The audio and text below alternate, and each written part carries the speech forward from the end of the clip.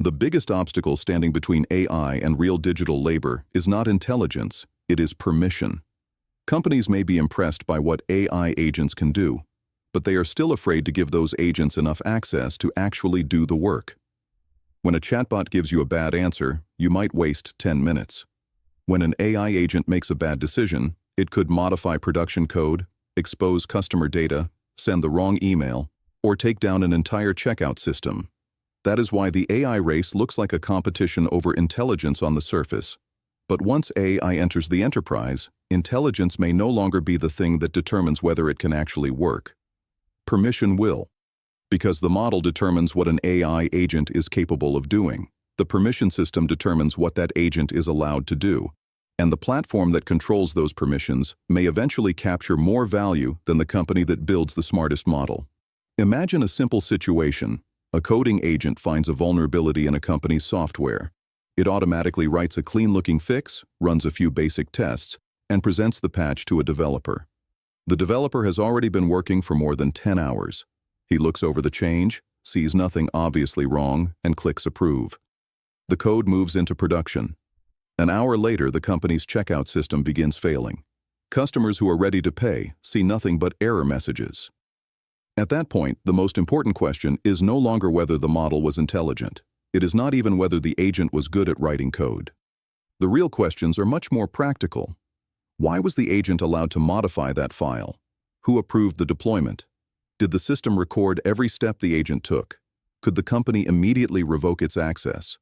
And could the change be rolled back before the damage spread? Now, imagine a customer service agent. It drafts a response that sounds professional, clear, and helpful.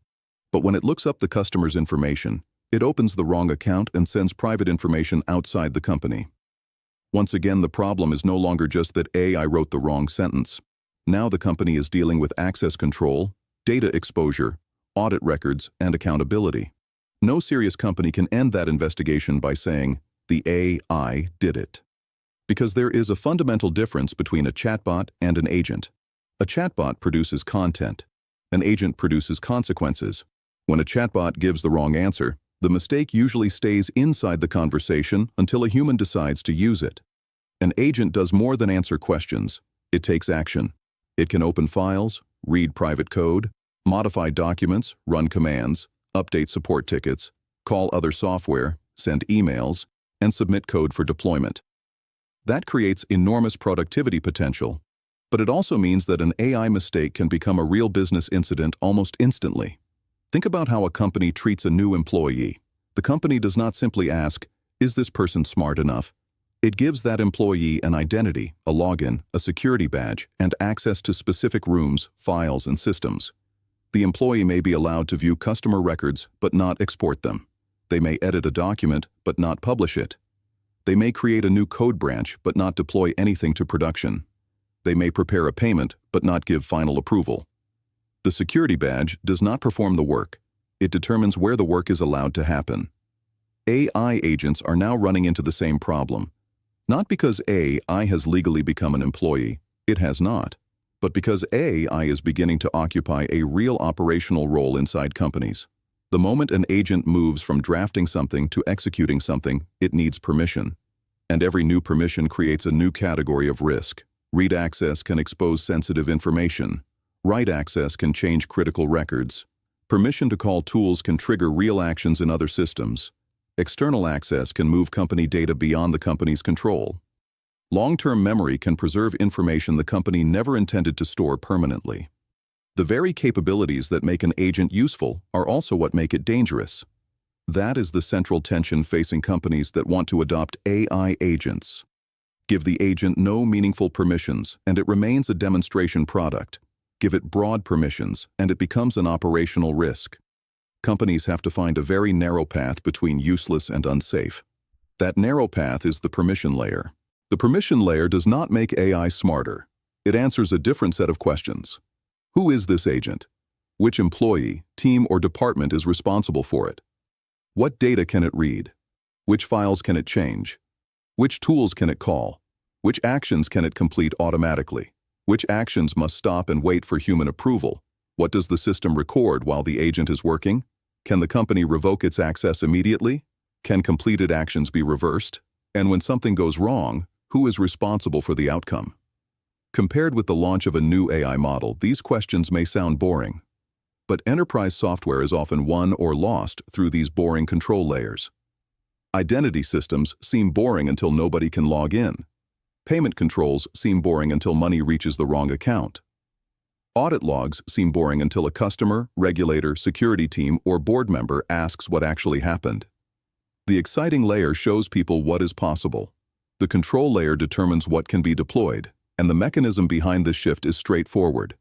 AI moves from answering questions to taking actions. Taking actions requires access to real business systems. Access to real systems creates security, operational, and compliance risks. Those risks force companies to add identity, permissions, approvals, monitoring, audit trails, accountability, and rollback systems.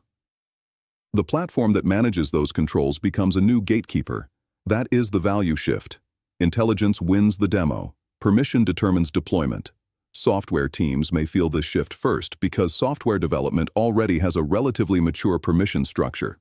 Code branches, reviews, testing environments, production environments, deployment rules, and rollback systems were all created to prevent mistakes from reaching live systems. A company might allow a coding agent to read a repository but not modify it. It might allow the agent to suggest a patch but not commit the code. It might allow the agent to work inside a separate branch but not merge that branch. It might allow the agent to open a pull request but not deploy directly into production. At every step, the agent becomes more useful, and at every step, the risk increases. The permission system determines where the agent must stop and where control must return to a human.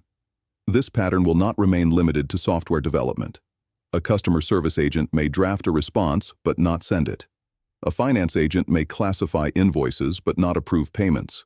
A legal agent may identify risky contract language but not accept terms on the company's behalf. A sales agent may prepare outreach messages but not export the entire customer database.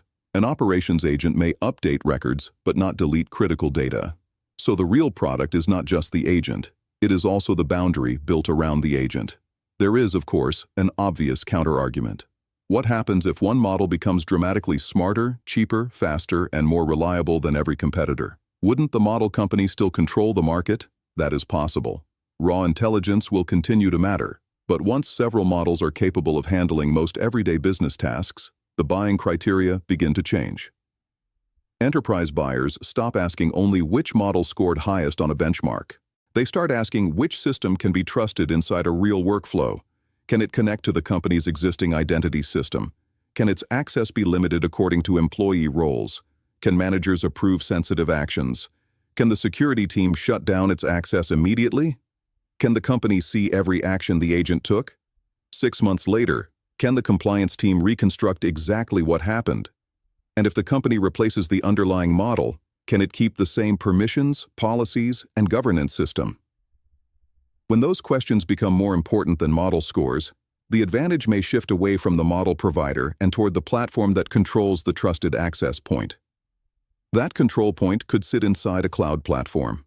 It could belong to an identity provider, an enterprise software suite, a security product, or a workflow platform.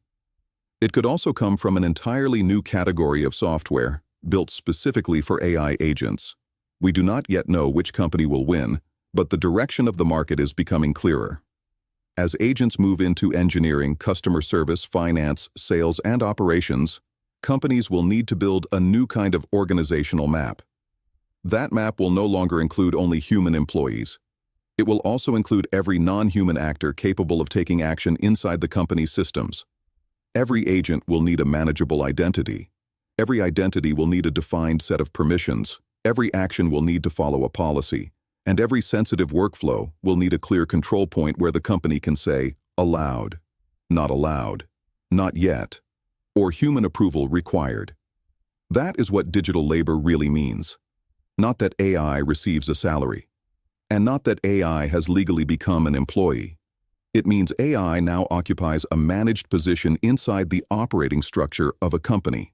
It accesses data. It takes actions. It changes systems. And because of that, it needs clear boundaries, clear ownership, and clear accountability. There are 3 signals worth watching next. The first is whether companies begin assigning managed identities to AI agents instead of treating them as ordinary features inside a software product. The second is whether vendors begin competing over approval workflows, audit trails, policy controls, and rollback systems instead of talking only about model performance. The third is whether enterprise buyers demand the ability to keep the same permission and governance layer even when they switch the underlying model. When the question changes from "what can this AI do" to "what is this AI allowed to do," the market has entered a new phase. Smarter AI makes headlines. Giving AI permission to work creates the real value shift. Because once AI can take action, permission becomes power. So which company do you think will hold more power in the future? The company with the smartest model, or the platform that controls what every agent is allowed to do? In the next episode, we will look at why many impressive AI agents may never enter real companies, even when the technology works exactly as promised. Because some workflows are so risky that nobody wants to be the person who clicks approve. Subscribe to Value Shift. We do not just follow model launches. We track the bottlenecks, gatekeepers, and control points that determine where value actually goes. The headline is temporary. The value shift is not.